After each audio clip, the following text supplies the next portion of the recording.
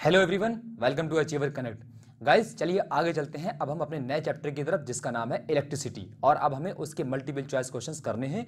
और ये 11th entrance के एग्जाम के लिए बहुत ही सूटेबल हैं, बहुत ही इंपॉर्टेंट हैं। तो अपना इस मल्टीपल चॉइस क्वेश्चन को स्टार्ट करें इस चैप्टर के। उससे पहले थोड़ा सा इस चैप्टर का ओवरव्यू देख लेते हैं। थोड़े से हम अपने दिमाग में इसके अंदर जो फार्मूले हैं, जो कॉन्सेप्ट हैं, किस तरीके से यूज़ होंगे, वो थोड़ा सा देख के चलते हैं, ओवरव्यू देख लेते हैं। थोड़ी सी देर में इसको हम लिस्ट आउट कर लेंगे। आप कॉपी और पेन लेके बैठिए और आप एक पेज पर इसको लिखते चले जाइएगा, ठीक है ना। तो अगर मैं ओवरव्यू की बात करता हूँ, ठीक, तो ओवरव्यू में सबसे पहले हमने क्या पढ़ा था लाइट के अंदर, इलेक्ट्रिसिटी के अंदर के सबसे पहले जो कॉन्सेप्ट था वो कॉन्सेप्ट था करंट का कॉन्सेप्ट, ठीक। तो करंट बेसिकली आपको बताया गया था I is equal to charge upon time, यानी कि rate of flow of charge with respect to time is called the current, ठीक। अब इसके अंदर जो चार्ज का कॉन्सेप्ट था, वो चार्ज बेसिकली किस तरीके से डिफाइन कर रहे थे आपको। चार्ज की यूनिट थी आपकी कूलॉम, है ना, और चार्ज आप डिफाइन कर रहे थे on the basis of the charge of electron, यानी कि एक इलेक्ट्रॉन के ऊपर चार्ज अगर E है तो ऐसे ही मैंने n इलेक्ट्रॉन ले लिए तो टोटल चार्ज कितना हो जाएगा, n टाइम्स ऑफ E, ठीक है ना। ये बात आप ध्यान रखिएगा, बहुत इंपॉर्टेंट है। कई तरीके से इस पे क्वेश्चन बन सकते हैं, है ना।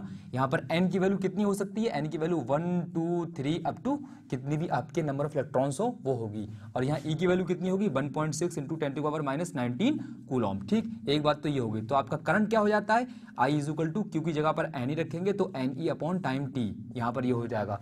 यानी कि किसी क्वेश्चन के अंदर अगर करंट की वैल्यू दे रखी है, अगर वो कितनी देर के लिए करंट फ्लो हो रहा है, तो आप जस्ट ये फार्मूला लगा के टोटल नंबर ऑफ इलेक्ट्रॉन्स निकाल सकते हैं, I इंटू टी अपॉन ई, इस तरीके से फार्मूला मैनेज करके, ठीक है ना। हम थोड़ा सा आगे बढ़े थे, फिर हमने देखा था कॉन्सेप्ट ऑफ पोटेंशियल डिफरेंस, ठीक। तो कॉन्सेप्ट ऑफ पोटेंशियल डिफरेंस में हमने क्या देखा था, ये बहुत इंपॉर्टेंट पॉइंट था, इसको आप ध्यान से देख लीजिए एक बार और, कि अगर मैं एक इलेक्ट्रॉन को चलाता हूं, ठीक, तो चलाने के लिए मुझे बाहर से उस पर फोर्स लगाना पड़ेगा, बिल्कुल। इलेक्ट्रॉन मतलब क्या, चार्ज। तो अगर उसको इन्फिनिटी से, ठीक है ना, इन्फिनिटी से एक पॉइंट तक लाने में, इलेक्ट्रिक फील्ड के एक पॉइंट तक लाने में जितना मुझे काम करना पड़ेगा, ठीक, पर यूनिट चार्ज पर, वो मेरा पोटेंशियल डिफरेंस था। तो बेसिकली उसको डिफाइन किया गया था V is equal to W upon Q से, ठीक है ना, W अपॉन क्यू से। जैसे कि आपने ध्यान दिया होगा, एक कंडक्टर लिया था हमने, ठीक है ना, और उसके टर्मिनल्स के बीच में जब हमने बैटरी को ऐड किया था, ठीक, ये नेगेटिव ये पॉजिटिव, करंट आपका यहाँ से फ्लो हो रहा था और इलेक्ट्रॉन जितनी भी थे आपके वो पॉजिटिव टर्मिनल की तरफ चल रहे थे इस तरीके से, ठीक। चल क्यों रहे थे, क्योंकि इन दोनों टर्मिनल के बीच में बैटरी ने पोटेंशियल डिफरेंस क्रिएट कर दिया था, पोटेंशियल डिफरेंस मेंटेन कर दिया था, इलेक्ट्रॉन चल रहे थे। तो एक इलेक्ट्रॉन को 0.2 से 0.1 तक आने में कितना काम करना पड़ा, ऐसे ही पर यूनिट को, तो वो आपका पोटेंशियल डिफरेंस कहलाया। ये इसकी यूनिट क्या थी, जूल पर कूलॉम। तो दोस्तों यहाँ पर देखना आपको यह है कि फार्मूले के अकॉर्डिंग आपको इसकी यूनिट भी ध्यान रखनी है, क्योंकि क्वेश्चन कभी कभी यूनिट पे भी बन सकता है, ठीक है। आइए आगे चलते हैं। ऐसे ही अगर आपसे पूछा जाए कि इलेक्ट्रॉन यहां से यहां तक चल रहा है, कितनी एनर्जी उसकी होगी, तो बस इस फार्मूले को मैनेज कर दीजिए, ठीक।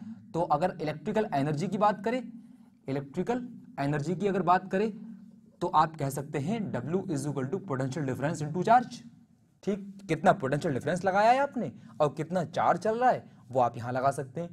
अगर चार्ज ना दे करके वो ये कह दे कि 10 इलेक्ट्रॉन चलते हैं, उसके करस्पॉन्डिंग कितनी एनर्जी होगी, तो बहुत आसान है, ये Q की वैल्यू आप N यहां से उठाइए, यहां रखिए, तो total energy W is equal to कितनी हो जाएगी, V इंटू N, ठीक, इतने जूल एनर्जी हो जाएगी। तो दोस्तों एक फार्मूला आपका ये आया, ठीक है। इस तरीके से इन फार्मूले को नोट डाउन करते हुए चलिए आप, ठीक। उसके बाद हम आगे बढ़े थे, पोटेंशियल डिफरेंस और हमारा करंट का कॉन्सेप्ट आ गया था। उसके बाद में हमने पढ़ा था ओम्स लॉ को, है ना, ओम्स लॉ को। ये ओम्स लॉ अपने आप में बहुत ही इंपॉर्टेंट कॉन्सेप्ट था, जिसके करस्पॉन्डिंग हमने देखा कि जब हम किसी कंडक्टर के बीच में बैटरी को जोड़ते हैं तो उसके बीच में पोटेंशियल डिफरेंस क्रिएट होता है, मेंटेन होता है, मतलब बैटरी पोटेंशियल डिफरेंस मेंटेन करती है, ठीक है ना।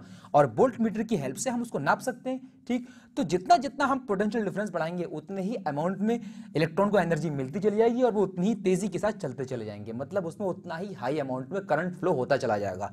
तो in short, according to the law of Ohm's law, तो जो आपका पोटेंशियल डिफरेंस था वो डायरेक्टली प्रोपोर्शनल था करंट आई के, ठीक। तो अब यहां पर आपने रिमूव किया था तो ये हो जाएगा आर आई, तो R is equal to V upon I हो गया ये, ठीक। यहां आपने रेजिस्टेंस कैलकुलेट कर लिया था। इसी तरीके से इसके करस्पॉन्डिंग आपने जो है देखा कि ये कई बातों पर डिपेंड करता है, तो आपने रेजिस्टिविटी कैलकुलेट कर ली थी, rho is equal to R A upon L, ठीक। इसकी यूनिट ओम मीटर, इसकी यूनिट ओम, ठीक, इस तरीके से आपने अपनी बात को आगे बढ़ाया था और कॉम्बिनेशन ऑफ रेजिस्टेंस की बात की थी आपने कि अगर मैं अलग अलग जो है वो रेजिस्टेंस को अलग अलग कॉम्बिनेशन में जोड़ता हूं तो क्या मिलता है।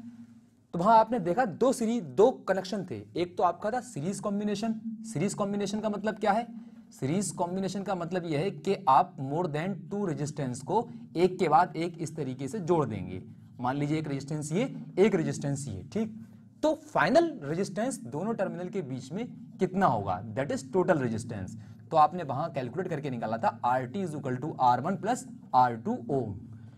तो चाहे आपके 2 हो या n हो, कितने भी हो, आप सिंपली उसको ऐड कर दीजिए, यानी कि R1 plus R2 plus up to Rn कर दीजिए, आपको टोटल रेजिस्टेंस यहां मिल जाएगा। ठीक है, इसी तरीके से आपने उसको पैरेलल कॉम्बिनेशन में जोड़ दिया था, ठीक है ना, पैरेलल कॉम्बिनेशन में, क्लियर।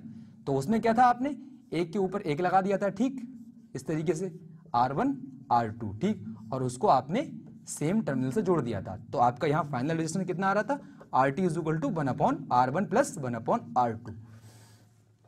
इसके बाद में आपने जो लास्ट कॉन्सेप्ट देखा था वो था आपका हीटिंग इफेक्ट ऑफ करंट। ये बहुत इंपॉर्टेंट पॉइंट है। तो गाइज इस पॉइंट पर कई क्वेश्चन बनते हैं, बहुत लॉजिकल क्वेश्चन बनते हैं, अक्सर इसी पॉइंट पर क्वेश्चन आते हैं, ठीक है ना। तो हीटिंग इफेक्ट ऑफ करंट के कंसेप्ट में आपने देखा कि अगर एक रेजिस्टेंस को आप बैटरी से ज्वाइन करते हैं तो आपको किस तरीके से उसमें करंट को डिफाइन करना होगा, ठीक है। तो ये आपका पोटेंशियल डिफरेंस हो गया, ठीक, ये करंट आपका आया। तो करंट जैसे जैसे रेजिस्टेंस के अंदर फ्लो होता चला जाएगा, ठीक, वैसे वैसे क्या होगा, ये रेजिस्टेंस इलेक्ट्रिकल एनर्जी को यूज करके उस एनर्जी को हीट की फॉर्म में कन्वर्ट करेगा।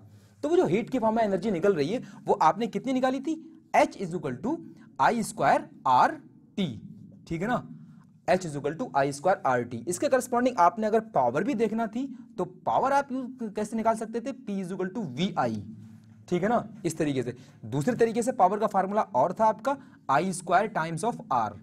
तो दोस्तों ये कई तरीके के फार्मूले हैं, हीट एनर्जी का आई स्क्वायर आर टी, पावर के लिए वी आई और आई स्क्वायर आर, ठीक है, या जैसे आपका सीरीज और पैरेलल कॉम्बिनेशन में ये रहा, और बहुत सारे फार्मूले हैं, इनको आपको माइंड में रखना है और इसके बाद में इसी के थ्रू हमें काम करना होगा। ओके, तो दोस्तों इन सारे फार्मूले को आप एक पेज पर लिस्ट आउट कर लीजिए, ठीक, और उसके बाद में अब हम चलते हैं अपने क्वेश्चन को सॉल्व करने के लिए। तो गाइज ये तो रहा हमारा पूरे चैप्टर का ओवरव्यू। इसके अलावा अगर आपको कोई प्रॉब्लम हो, अभी भी कुछ कंसेप्ट क्लियर ना हो रहे हो, तो आप हमारे यूट्यूब चैनल पर जाकर के वीडियो देख सकते हैं, डिस्क्रिप्शन में उसका लिंक दे दिया गया है। और अगर आप 11th एंट्रेंस और 10th बोर्ड की स्टडी पूरी तरीके से करना चाहते हैं, प्लानिंग के साथ करना चाहते हैं, तो आप हमारे ऐप को भी डाउनलोड कर सकते हैं। प्ले स्टोर पर जाइए, हमारा अचीवर कनेक्ट के नाम से ऐप को डाउनलोड कीजिए। उसके अलावा भी डिस्क्रिप्शन में उसका लिंक दे दिया गया है, ठीक, तो आप अच्छी तरीके से वहाँ प्लानिंग करेंगे और आप अपनी स्टडी को कंटिन्यू कीजिए।